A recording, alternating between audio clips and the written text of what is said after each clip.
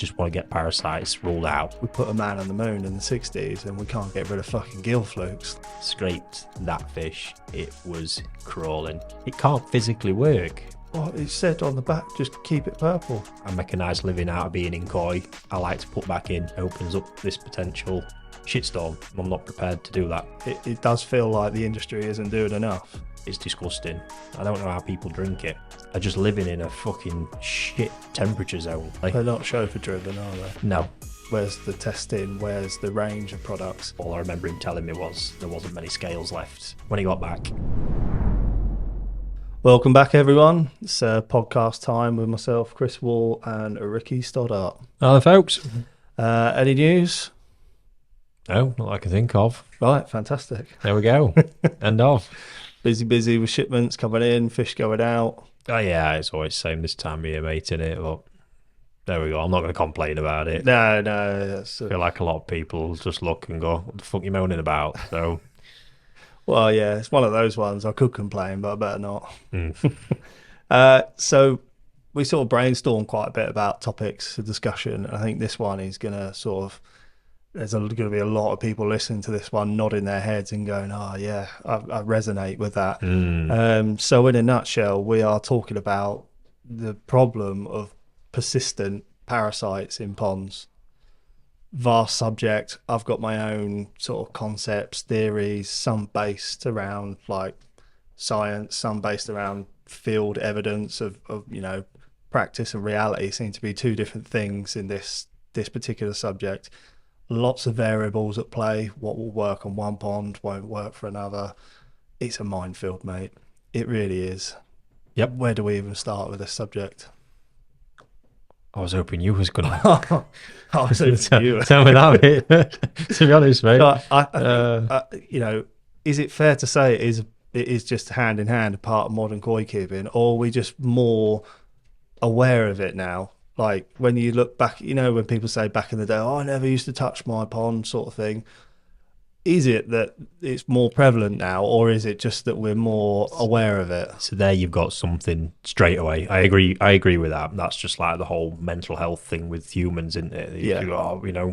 People back in the day didn't get depressed. They did. People just didn't really know. Yeah. Or they'd hide it, or they were ashamed to hide it, Get on with it, yeah. or whatever it was. I think, awareness is a big thing. So that's a good thing in that respect. But yeah, I do think it's so multi-layered, this one. I mean, just how society's changed. I mean, we're talking about treatments. I think it's probably a great place to start because, ultimately fish parasites exist. They happen quite frequently.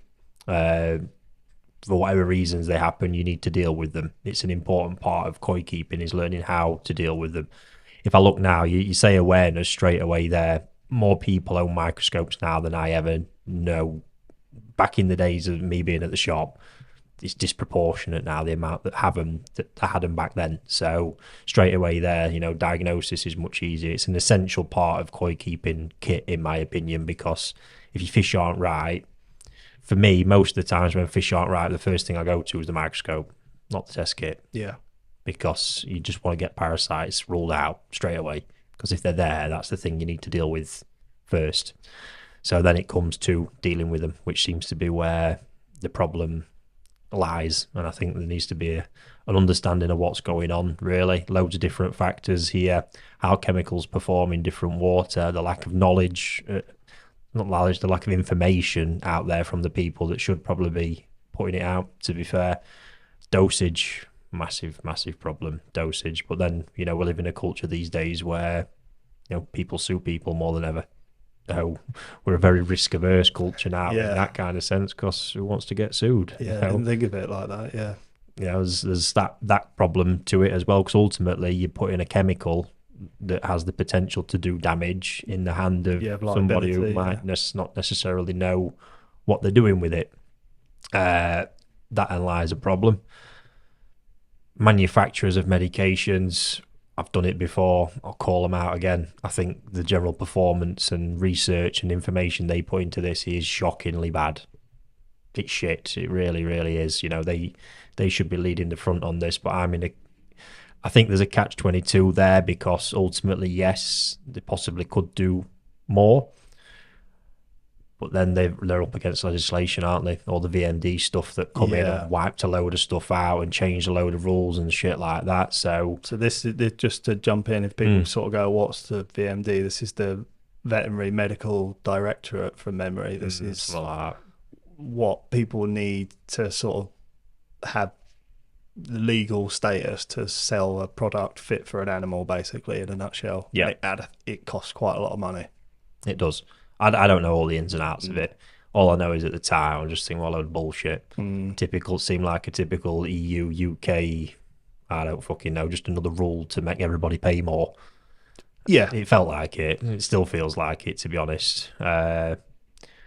And obviously, you know, the thing around antibiotics, we've had that in a previous episode. Everything just changed generally. But yeah, these medications, you know, I kind of look at it and go, is it really in the benefit and the interest of manufacturers? I might be being cynical here, but is it in their interest to create a treatment that actually does the job in one hit? Yeah. Because when it doesn't do the job, what do you need to do? You need to keep buying more of the shit to keep these parasites at bay. I can't get away from that because I just think, why the fuck are people not doing more? I just can't get around the fact that, you know, we put a man on the moon in the 60s and we can't get rid of fucking gill flukes. Like, I just can't get my head around So it's that. like, what is it? Is it because they can't, or is it because they don't want to? And to be fair, no one from that side of the fence wants to. We've got a platform here. No one wants to seem to Come forward. It took us and an interview, you know, on here to enlighten people to a dosage, a different mentality around dosage of fluke treatments that could potentially, and it has been, you know, quite influential, really. It took us to do that, which then one chemical manufacturer, that is now the new updated information on their fluke treatments after fuck knows how long of having the same old shit on the back of the packet. That I find shocking. I really do. Lazy, isn't it? It's just, it's piss poor. It's shit. You know, and then there's, so it's on us, really, not I say us as koi keepers in general to kind of fathom it out, you know, trial and error. Beautiful with these chemicals. Yeah. But the reality is, I think if you really want to get them to work, that's where we're at. For me, I'm going with, you know, medications aren't strong enough. Can they be stronger? Is that down to profit margin? Is that down to the VMD shit? I don't know. I'm not going to sit here and say that I do. I know sometimes when you actually boil them down, you get access to the base chemicals that are in a lot of these things, and you get it in its more potent form. They become more effective, but then obviously there's more risks. There is a lot of stuff being juggled before I just outright, you know, point the finger. Yeah, sure. There's a lot and different angles to come at it from, but all I know is if I boil it back to Japan, shit you see out there would it frighten you. Well, they don't stress about get a parasite problem, shrug of the shoulders. Yeah, we'll treat for that. If they get rid of it, but Yeah, that's what I mean, we're talking stuff here where PP dosing, I've seen it being done by eye. This is no How shit. you do it, isn't it? Yeah, no, even I'm not that fucking Jesus Christ. Yeah, done by eye to the point where just as the fish look like they've gone too far, we'll neutralise that, drain the water off, get a load of fresh in because they can do that. You know, when you use PP in that manner, it's probably the single best treatment you can have in your arsenal. Didn't want to say that word then, but to my stomach. You are somewhere inside you. There is an Arsenal fan screaming to come out. Yeah, righto, mate.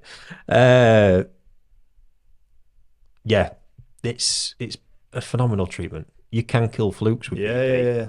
Quite, you've got to get the dosage right, and that lies the problem because for decades now there's been a standardized dosage for PP. It's bullshit. It can't physically work because PP, its performance is directly linked to the you know, the amount of organics in the water, to how that energy is expelled and spent. Where it's meant to go. How can you just have a standard dose for that? I've been using PP at doses that compared to that of frightening on a trial and error basis to see how far it could be pushed. I pushed it some way, let me tell you. Bonkers. I mean, my standard dose I generally use is higher than that's on the packet from, you know, one said manufacturer. Anyway, I didn't put that was nothing compared to where I went, and they still took it. I could have gone higher, but this is the problem. Where is that? How do you know? There's tests you could do. I think it was in Doc Johnson's book once that I had a look at. He said something about literally along the lines of filling vials of pond water up and putting different dosages in to see how long you got the reaction time on it, and then you would eventually know the actual sort of safe dosage for your pond and where you want it to be. The problem with this is, where's the line with the trial and error? Yeah. It's the difference between it having a really good, successful treatment and you overstepping that line, not being prepared, and having mass mortality.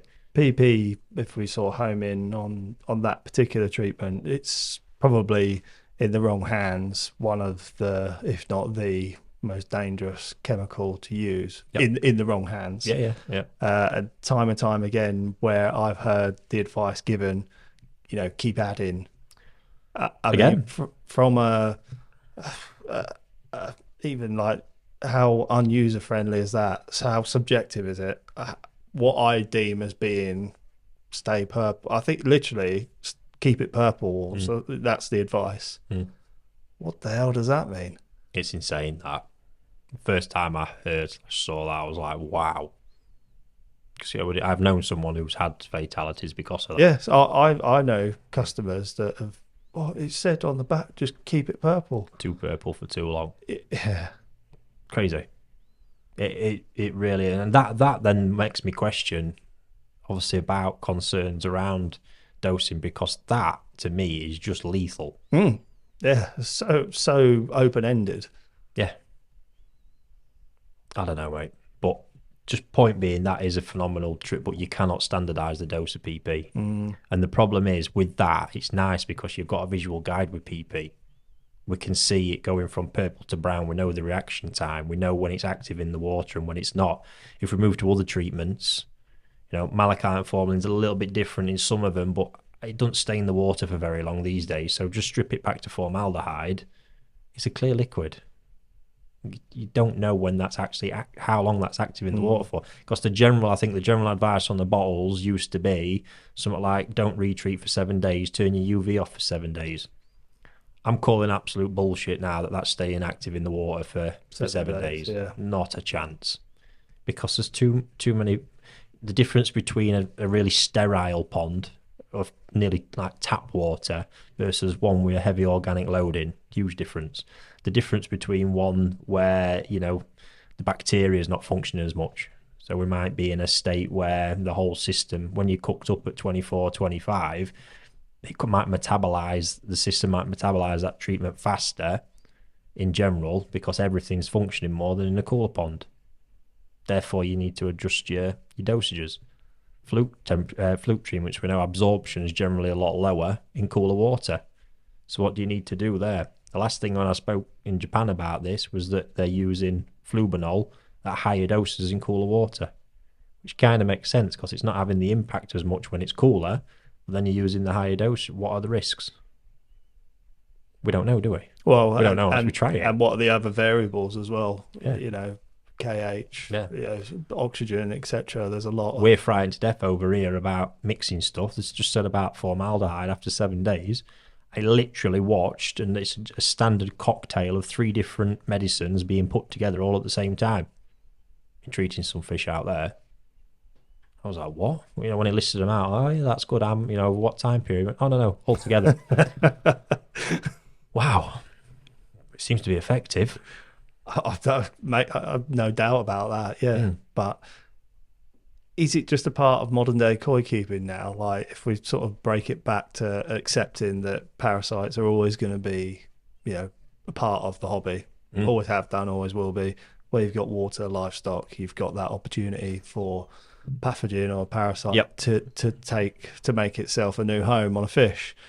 So putting that aside and just accepting that it is part of the hobby, we've then got to find a way of managing it, which is the problem that I say we as well, because it is something that commercially needs to be managed as well. We spoke earlier off screen about Macetin, which back in the day, I mean, don't get me wrong, dangerous stuff in the wrong hands. Yeah. And I understand where lines need to be drawn to avoid having catastrophes or getting into public waterways. I get that. I get that.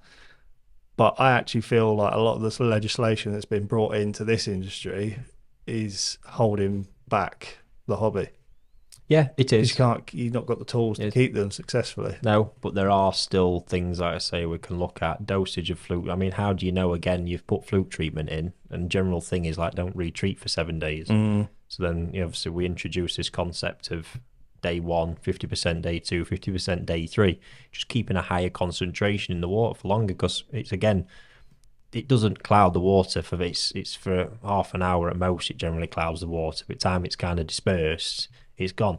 So how do you know it's actually still active in water the next day, and the system's not just broke it down? So it could almost be like a bath that they've been in for no time whatsoever. This is why things aren't working. On top of the medication, then I believe not being strong enough in a lot of cases, we've got that problem. We don't know how long it's in there for. To expose the fish getting exposed to a bit like having a 7-day treatment of antibiotic and having 3 or 4 days. Yeah, feeling better, but the underlying problem is still there. So you got a heavy fluke infestation. Yeah, it goes in, it kind of knocks them back, but then back again. Back again. Because as well as that, because it says don't treat for 7 days, some people literally leave it 7 days to check. In that time, everything's cycle. You're back again. So it's honestly, the knowledge, the information out there is poor, and I believe it should be coming from those guys. That's probably where I sit personally, but I make a nice living out of being in koi. I like to put back in, hence all this that I've done around it, with the social media and just trying to share that information, knowledge to make everyone better koi keepers. I think that should be coming from the medication manufacturers. Should be researching and putting more of this, because ultimately they're the ones profiting from these problems. That's just a firm belief that I've got with that, to be honest. Then we obviously move on to other topics, don't we? Prevention, possibly. Medications are one thing. In general, don't think they're strong enough. Are you getting the dosage right? Obviously, it's generalised as well, isn't it? You're better to err on the side of caution. I do get that. With a medication that's then not strong enough in the first place, yeah, you're really underdoing it. Really underdoing it. So there's one big problem. How we fix that, the only way to generally fix that is through trial and error. I'm not prepared to share any information on stuff I'm doing because in the wrong hands. Yeah, I understood. And therein lies a viewpoint then possibly from the manufacturers.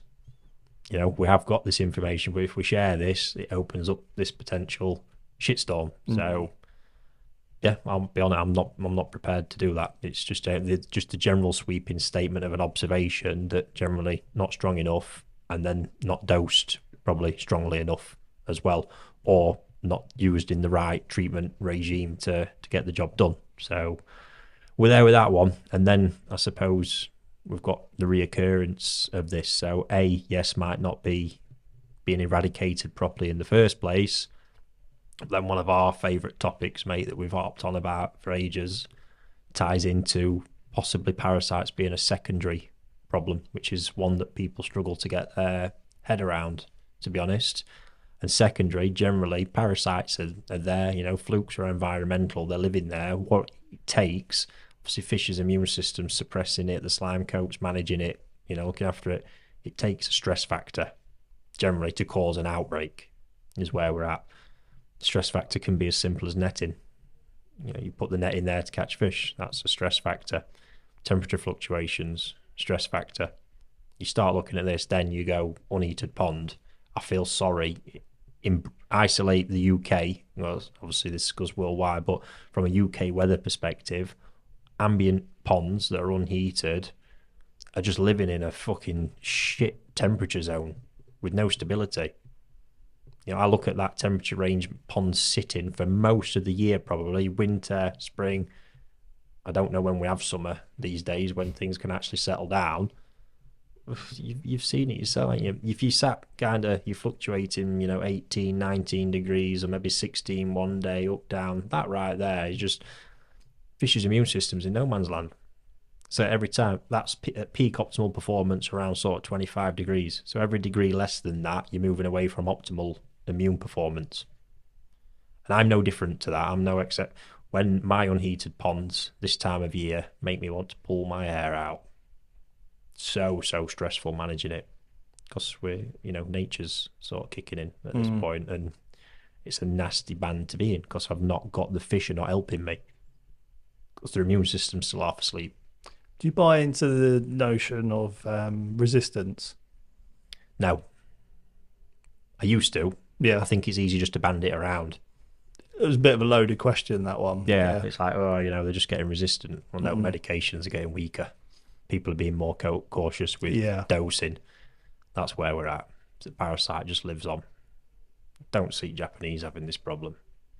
And also, when you do take an isolated fish, a bath, for example, a PP. There you go. There's nothing left alive after that. Yeah.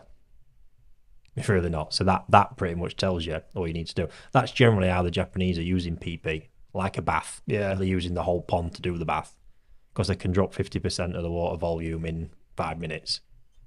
Treat that, neutralize it, fill it back up. Yeah. They have that ability. So, but yeah, secondary things we talk about, water. These are like hidden stress factors. Yeah, we brought a lot to it. But the environment. We know it, mate. You've dealt with this stuff where you've been up against it having shit source water. It's a huge background stress factor that you can be oblivious to. Everyone's just looking at what's in front of them. You see the parasite. My water's all testing all right, but there's loads of shit there you're not testing for. And this goes beyond even the heavy metals stuff.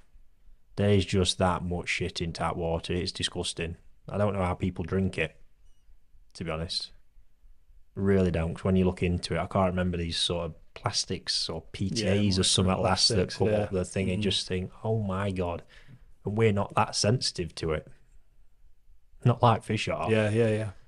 Poor things. So yeah, not getting your source water right, huge problem. Then if there is an underlying, say, metals issue somewhere, that is a stress factor that's just sat there continuously that will be causing these small, low levels of parasites. Normally flukes, let's face it. That's the real common one. No, they're back again. There's something there in the background constantly doing it that you need to be aware of and try and eliminate. Then these days more than ever, just taking more and more out of the water all the time.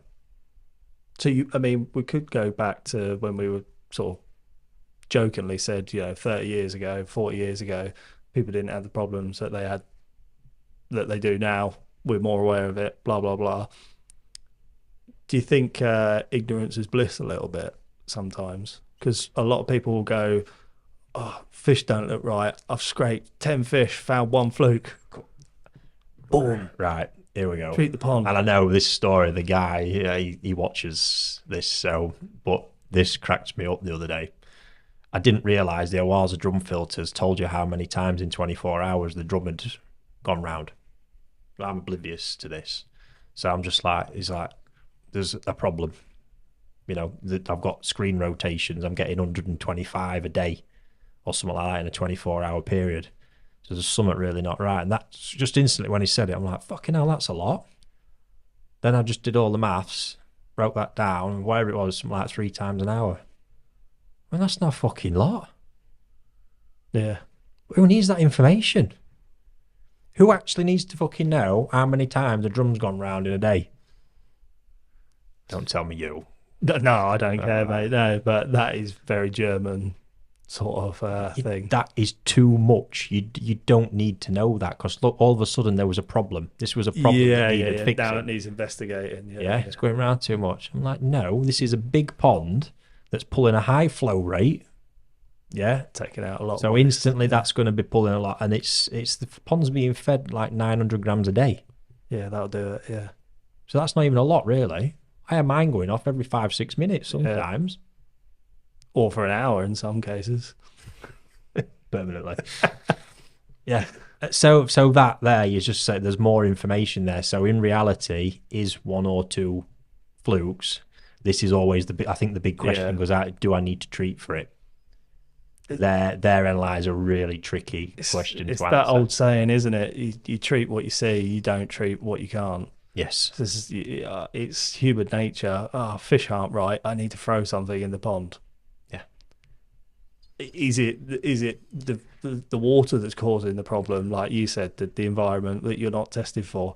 Is it that people back in the day didn't get problems because the source water wasn't fucked around with so much? Hmm?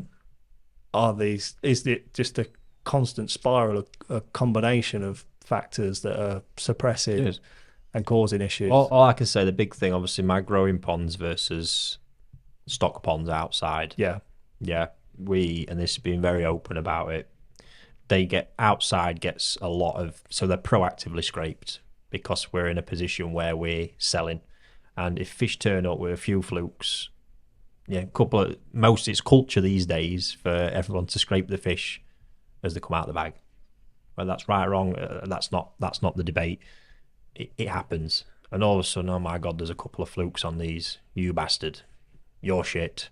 Reality is, and I've seen this happen. Fish we know are clean, completely clean, being packed. By the time they got to their end with this, not forgetting this huge stress event where they're packed. yeah, If they're done properly for overnight, they should be packed in fresh water that's prepared. So we prepare fresh water that's dechlorinated, salted slightly. That's done, but that's being instantly taken from one body of water into another. Huge stress event. It's being caught. Huge stress event. Packed in this new bag, then given, my God, to these couriers, which fuck only knows what happens to them in that period of getting to their next destination. But let's face it, it's not a great journey, I should imagine, unfortunately. they're not chauffeur driven, are they? No, no. So we've got that element. Then they get to the other end after this 24 hours. If they've been prepped well, there still will be a bit of ammonia concentration in the bag. That's quite normal, again, because the stress triggers a lot of that as well. And then we get to the point of they are unpacked. So at this point, all that stress is enough to trigger parasitic outbreak. I've seen fish that we know are perfect. They've got to the other end and someone's gone, there's flukes on them. I'm just going, what the fuck? This is bizarre, but I can see it. There's a lot of stress. And then obviously at that point, even if we get to that end and there is nothing, they're then unpacked, they're introduced to another body of water, and this has all happened in 24 to 48 hours. The stress is huge. Yeah, fish have Even to acclimate to the new water. new water, they have to adjust to it, which causes a slight dip in immune performance while that's happening, and then makes them prey basically for prime candidate for an outbreak. So yeah, it's wild, mate. Wild. Where do we go with it all? I don't know really. I mean, I would say, in my mindset, it does feel like the industry isn't doing enough. I can't think of. Sorry, I've just realised I lost my scent a minute there because I was at the outdoor ponds, so that's where we are with that. So they've got that element to it. But outside, I'm at the mercy of the temperatures. We're netting a lot. There's just all these stress factors, but we're proactively checking every week because we have to. Because I need to make sure those fish are parasite free. When in reality, we might do a scrape and find a fluke. What are we supposed to do at that point? I mean, really, because with expectations, right, you medicate, you medicate, you medicate, you medicate, and it's likely that fluke's going to come back because in that period again, we've netted, we've caught, we've done whatever we're doing. There's been fish in, fish out, whatever it is. A lot of stress factors involved. Plus, you're in this temperature where their immune system's not great. Bit of up down. It's in limbo, no man's land. It's a tough environment. And that's how, bar all the catching and those factors, that's a general hobbyist pond in that temperature, and people might muck around with them too much as well. Every time you put a new fish in, you open your pond up to problems.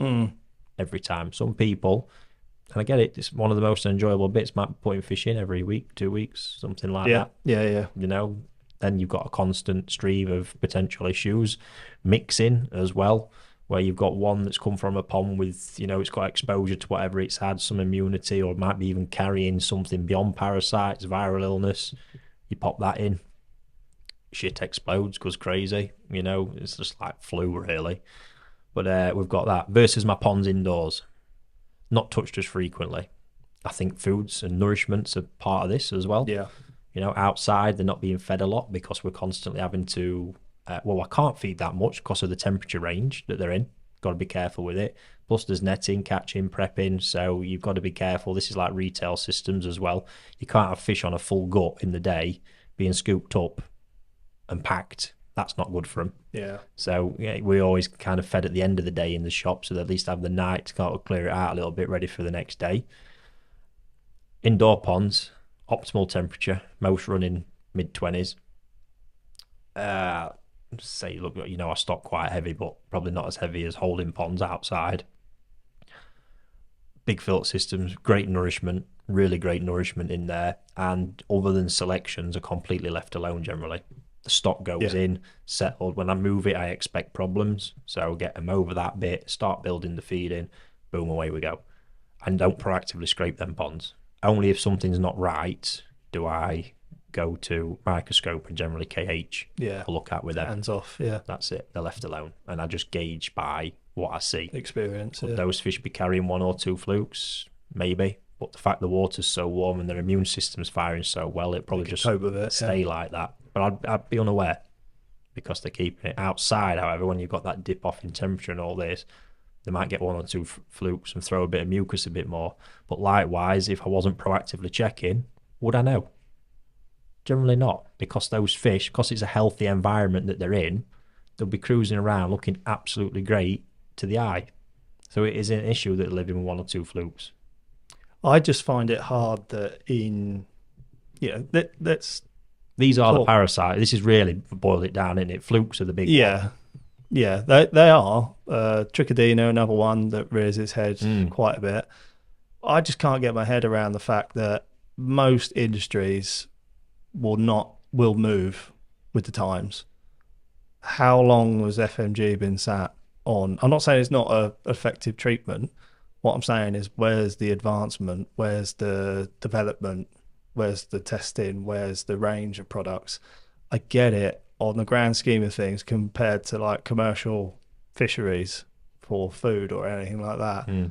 This industry just does not generate the sort of income. Yep. But would it really take, I don't know, I probably might be being a bit naive, would it really take millions and millions and millions of pounds to develop a chemical combination that's safe? And I don't know.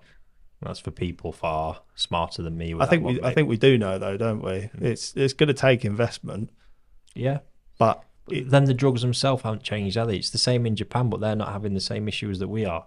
They're getting the job done. So you think we're maybe not. These background issues? Yeah, I think it's along the lines of everything. I think I'm on point with it in what I'm saying. It's just a hard one to be able to, because how do I say to someone, use PP, go to town. Yeah. When the fish are rocking, neutralise it. Yeah. You can't. So I think the world will. Japan's very different because obviously a lot of stuff that's banned over here you can still get out there. Yeah. They've got a very different mindset towards a lot of that stuff. So I don't know where they get their information from, but I feel like a lot of it will be trial and error. Just where a lot of them are at. If I mix that with that, let's see what happens. Unfortunately.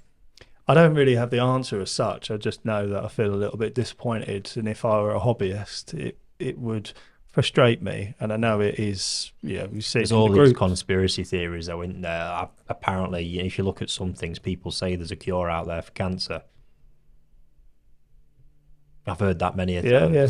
But and other illnesses, there's called. But if people, obviously, these companies put this wonder drug out there, it kills the sales of all the other stuff that they're making stupid amounts of money on. I'd like to think people aren't that smart in the koi industry. No, but mate, I think so. All we can do really is, like I say, look at what I think are the broader problems in it all, and I do think they sit sort of where I mentioned circumstances. Koi keeping's easy. If you've got heating, you can crank that temperature up. The warmer it is, and you're not prattling around with your pond, you'll get loads more stability. Yeah. But having too much information in life in general is stressful. I mean, back to that drum filter one. How many times have we sort of seen it play out? I've spoken to so and so, and he said do this, but you said do that. Straight away, that causes indecision. Huge. But I'm just thinking that drum filter thing's just got my head. He's got this same filter room, and he laughs. He's got his TDS meter on it. All this information. It's just what overload. TDS is. I'm not fucking interested. What your TDS has done. You feed him more, it's going to go up. Yeah. But then what do? People are making adjustments and tinkering and fucking about for stuff that's not relevant, not necessary to tinker with, and that tinkering can cause stress. What part one of the sort of bullet points for this is maybe a bit of a weak connection, but it just crossed my mind when I was sort of thinking of the subject about modern day filtration. You know, the fact that drums turn and extract. So if you're not mixing powders, we know how difficult it is to mix up certain powder treatments. Is that combined with the fact that the chemical in the first place perhaps isn't as concentrated, then it's being extracted by the drum. Some drums have a bypass, some drums don't. Then they go into a backy shower that's full of porous media. All these sort of variations in modern day koi keeping sort of working against us in a weird way. Yeah, they bring so many positives I'm with you. To the table. I'm still going to say I think they're further down the line. I'm still up here with strength of chemical, dosage rate of chemical, basically, and then looking at your stress factors in between that can be the constant cause. So if you are then, you're using the right dosage and you've got, you've hit them hard, so to speak, but then the problem still keeps reoccurring, you're in this loop. You've got to keep finding what that stress factor is that keeps causing the reoccurrence of the parasite. Do you think, I know there's probably going to be people listening to this saying this is quite, not poor, but a bit, I don't even know what the word is, I'm just going to say it, dipping fish as opposed to blitzing the whole pond. Don't get me wrong, dipping the fish doesn't affect the pond water, I get that. Is that a mechanism that perhaps can mitigate some of this transfer from fish to fish, or it's a tough one, that, because it works? Again, there's isolated cases. Talking of this reoccurrence, I think I've spoke before about fish that might have you might have a mixed pond, a herd, so to speak, where you've got one that's generally got low immunity or suffering from some kind of problem. I think I've spoke about this scenario before, but I was called out to a pond once that I've been dealing with over the phone, a reoccurrence of Costia. I'm just like, I know this pond, big pond, really well cared for. Why is this keep malachite and formalin? Cleared it up, then it's coming back, just in low amounts all the time. Nothing stacked up. When I was just speaking about it over the phone, so I need to come out and have a look. Got there, first thing I saw was this big Sankey over at one end of the pond, withered away, an absolute mess. What happened here? What's the story behind this? That fish had jumped out year previously, nearly died, kept it alive, but it damage was done. Yeah. It was done. And sure enough, scraped healthy fish, small bit of Costia you're picking up, scraped that fish. It was crawling in it, absolutely crawling. There's your problem. You've got a host that's not strong enough to immune, keep the parasite at bay. Therefore, it's creating it. Costia's free swimming. Bang. Other fish are healthy. The environment's healthy. That's why it's not particularly making those fish sick. The only thing to do there was to cool that fish. Yeah, there was no other. Did that, medicated once more, job done. There's another scenario. Does seem that a lot of ponds do have that sort of canary in the pond, don't they? When it going into winter or in the depths of winter. My old man's got fish at the moment. It's like this big pond, 9,000 gallons, not heated. It does not like the winter. There you go. Year in, year out, and that's the sort of go-to fish where you're like, if anything's going to be, if I were putting money on any of those fish. And then this is another thing, you talk about information. If you're just doing one scrape, this is the fascinating thing, with it. You can scrape 3 fish and find parasites on one, or a fluke or 2. It's not generally always all of them. So what do you do in that case? You've got one sick fish. This is potentially a host and the cause of the problems. Yeah. Where do you go? That fish needs isolation. You leave it in there, you're just going to keep having the same problem. You need to switch its immune system on, get it right, or get it out of the pond. Simple fact. These harsh conversations need to be a reality. That can be it. Get the fish gone. Where do you stand? Let's just say you are your average hobbyist. Where do you extract how do you apply this knowledge in the field? Because it's all well and good sort of us saying on a commercial side we do things differently, but what does the average hobbyist? Yeah, how do they sort of muddle through that? Yeah, I know it's a bit of a tricky question to answer. I think you've got to look first of all, like I say, at these potential underlying causes if you're having reoccurring issues. Look at the time of year that it is as well. Right now, if you're unheated and you're this temperature range we're moving into, expect to have problems reoccurring. One thing we can do, this is, again, salt is not a debate for me. Anybody who says salt is a bait, ain't got a fucking clue. End of. So there comes a point, obviously, one of the big things that when fish start to suffer, virally, parasite, one of the big things that can get hit is the osmotic system. And when that happens, the only real thing you can recover it with is salt, generally, just to bring the concentration up in the water, to take pressure away from it, so you're not draining as much energy out of the fish and let the immune system kind of, have a bit more energy to do its thing. Can be a great thing this time of year, just to 0.3% background level in there, which is half ounce per gallon. Nothing wrong with that whatsoever. And that can stay in there for quite a while as well. It'll just take a little bit of pressure away and allow, at a time when the immune system's not performing well, allow it to perform a little bit better. It's not going to be your answer, for sure. Not necessarily going to stop it, but it's just something you can do to make life a little bit easier. If obviously it goes too severe, you might need a bit stronger level, but 0.3 it's nothing, but it's just a little bit of something there to help them. So it's one thing you can do. With the medication, like I say, if it is reoccurring, you got to look at, try and find that cause. Could be a particular fish in there that's suffering, could be your water.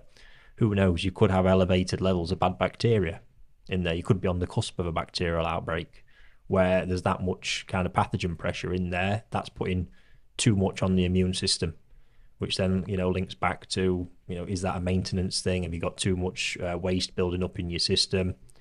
Has it gone, too anaerobic? You've got them issues. Once you've eliminated all that, you're onto the tricky bit where it comes harder for us to give advice, really. But all I would say is don't just look beyond probably what you're being told on the packets and stuff like that. PP, you can do that test, take some bottles if you need to, put some pond water in, do the dosage on the packet, do it a bit stronger, see how long it takes to react. Turn from purple to brown. It might give you more of an idea. You can obviously be cautious. I mean, with any medication, you should never just silly things like treating at night time. Fucking hell. I mean, it's just suicide. Yeah. This is where a breeder would never do that. If a breeder knows he's going to do that, he'll do it and he'll be there. He'd be there, yeah. Sat watching just for that, time when you do it. Because, you can neutralise PP. Yeah, I guess that is one saving grace with it. Yeah.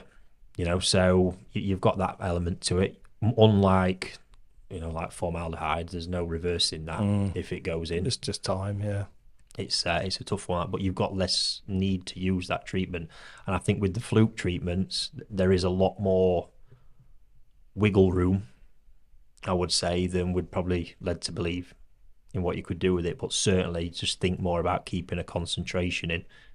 7 days, it's just bollocks. It's never happening. But say the day 1, day 2, day 3, splitting it up over that, it just makes sense. You're keeping more concentration in there without going too far. But other than that, unfortunately, I can't shed. I really wish I could, but you can't. There's other chemicals out there that you can get that aren't necessarily legal.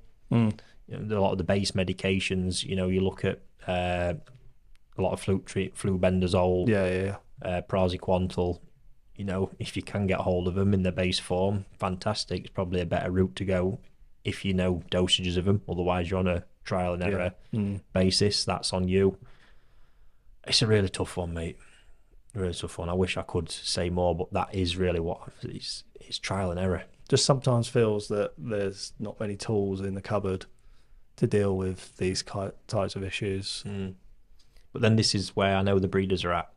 This information I'll get from them, it's they have gone through the trial and error period and come out the other end of it. Then they have that information. But as me and you know, there's a lot of variables in all this. Yeah, sure. First and foremost, somebody's ability to deal with it if it goes wrong, or even spot that it's going wrong. Yeah, interject before it becomes a disaster. Yeah. It's a tough one. I mean, I wish there were a magic wand to sort of... I'd love to sit here and say we've found it. There is, because I feel like it's just highlighting a problem and then not really being able to give too much more after that, really. But there's nothing worse than sort of someone pointing out a problem and not coming out with a solution. I think hopefully by pointing you in people in the direction of where to potentially look and where it might be going wrong, might just, help you out a little bit. And just silly little things, making sure you've got an accurate water volume reading in your pond. I don't think enough people have. No. And that's filled by what? Because that variance, so if you're doing it all by the letter, treatment done, how do you know? You could be 300-400 gallon out. It doesn't sound like a lot, but you're diluting that treatment. If indeed that chemical is diluted in the first place. Yeah. Concentration of it. Yeah. So there's just another little tip, you need to be accurate with that stuff. And generally, is there any harm in putting that extra teaspoon in? Probably not. Fluke treatments, that is. EP maybe, depending on where you're at with that. But yeah, you see how dangerous it can be. So, and then what are the damages? I don't know, mate. I really feel like we've done all that and not really drawn a decent conclusion. But well, at worst, it's started the conversation, hasn't it? Or continued the conversation, so to speak. But I mean, we've said it a few times. It hasn't happened yet, and I suspect it won't happen. But certainly, people that have got the letters after their name, as you always say, if they sort of want to add anything, then I'm fascinated by the subject, and I know you'd be keen yourself to get more accurate information that we could share with people. And again, I think just considering I think I spoke on the previous episode when we were speaking about bacterial infections, but you do also need to consider parasites as a secondary issue. That is really important because, say in that case, I was dealing with, medication was being thrown at a pond where Costia was occurring in small and flukes were just reoccurring, but straight away that was never the primary issue. The primary issue was the bacterial problem, and obviously that was crippling the immune system, just allowing these parasites to then come to life. Created an opportunity. Yeah, and having just recently seen that pond now, which is, one of them is completely fixed. The other one is right there, but the difference in the one that was right there where the infection was really lively, there's been no more parasites since. Nothing. And this was I just had flukes just reoccurring on a weekly basis. They weren't going anywhere. So there's another issue that you might just need to look a bit further beyond. Stability is a big thing for me with koi keeping in general. So these are some things that you can sort of control. Temperature, water parameters, diet, etc. But I think the reality is you're dealing with livestock, breeders in Japan, that's the mecca of koi, that they're going to get problems because they're dealing with livestock. It's how you react and deal with them, which is what counts. Yeah. How many ponds are out there actually being underfed as well? Or the fish not getting the correct nourishment? Yeah, I'm quite vocal on that, yeah. Let's take this back to humans. We've all seen it, and that's not necessarily... I'm not no doctor, but look at what COVID did to overweight people. They were more susceptible to that virus when it came. That's become fact, so fish can be the same, in the same kind of state from having the wrong nourishment for a start, and then underfed as well. We've seen it. There's a tipping point with fish. 100%. When you see it in the body more than anything. Discus used to be an absolute bitch. I'm not no master at keeping discus, but I used to do it when we had the shop. They were always a fish that were great until the minute you just started losing body weight for whatever reason. They got to a certain point, you saw it over the dorsal, and you see this with koi as well. They get to a certain point, they're gone. You've lost them. with koi, that gets to a point where they just never seem to recover. Mm. You know? And shockingly, I've seen fish in that kind of state being sold. You know, that's an even scarier thought. But you've got a fish there that's struggling, you know, when they're in that kind of condition. So right there, you've got something that's really susceptible. But if you're not getting the nourishment into them, how can you expect the immune system to be firing and doing its bit for you? It's a foundation, really, isn't it? And then they get in that state. Then you're treating the parasites all the time. That's going to be taking its toll on them, battering. Mm. You know, vicious circle that then. In it just, yeah. Yeah. Probably one to revisit in the future, perhaps when we've got a third party input. I think that's about as far as we could take this one today. Probably highlighted more problems than were solved, but you know, that is the reality of the situation. I don't think it's that bad really, but just awareness that, you know, just have a look at that dosing a little bit. There are medications out there as well, other brands. You know, there are a couple of more brands that are more reliable. I know one of them that for years, even when, you know, this didn't seem to be a thing, it was just like pouring water in, just diluted down that much. You can tell this in most medications have to state, do they, the percentages of stuff. I don't actually know if that's real. A lot will show you the concentrations. There's a white spot treatment out there. Columbo's FMC 50.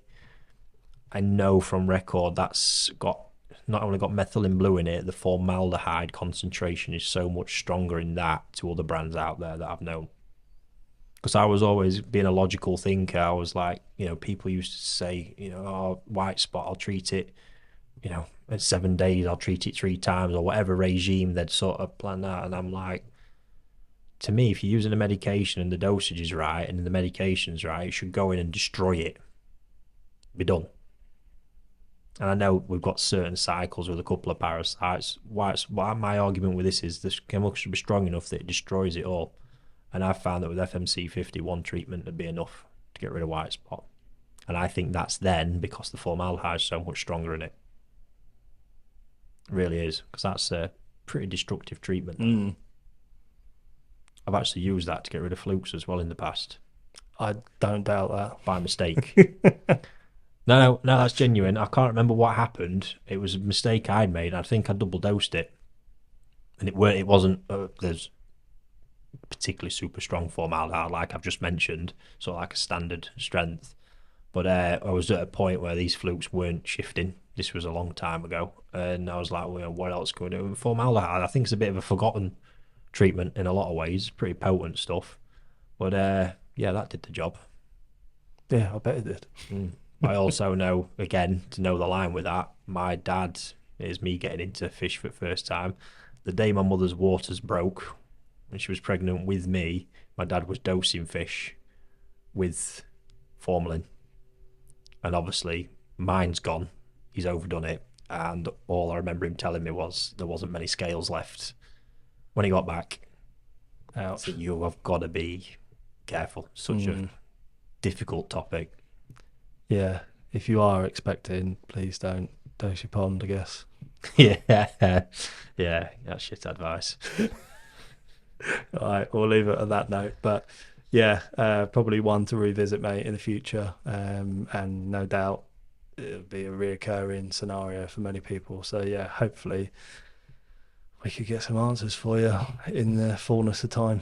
We'll try our best, but like now, hopefully just, you know, raising and hopefully a bit of a different mindset towards it will help some people get on top. If all else fails, just stick an heater on and warm them up to 24 and put your feet up. Yeah, happy days. Cool. All right, guys. Well, yeah, thanks for listening, and yeah, I'll see you on the next one. Cheers, folks.